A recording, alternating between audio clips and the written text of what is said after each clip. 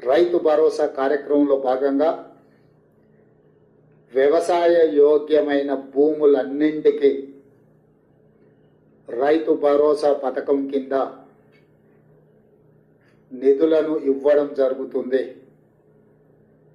గత ప్రభుత్వం రైతు బంధు పథకంలో భాగంగా సంవత్సరానికి 10,000 ఇస్తే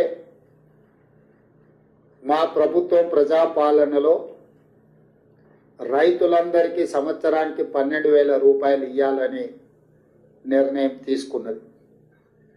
అదేవిధంగా భూమి ఉన్న రైతులకు రైతు భరోసా పథకం కింద వ్యవసాయ యోగ్యమైన ప్రతి ఎకరాకు 12,000 రూపాయలు ఇస్తున్నప్పుడు తండాలలో, గూడాలలో, మారుమూల పల్లెల్లో ఉన్న భూమి లేని వ్యవసాయ రైతు కుటుంబాలు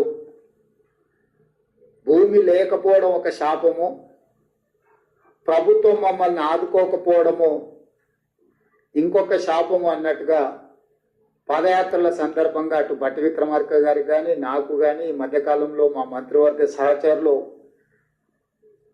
పర్యటనలకు వెళ్ళినప్పుడు దృష్టికి తీసుకురావడం జరిగింది.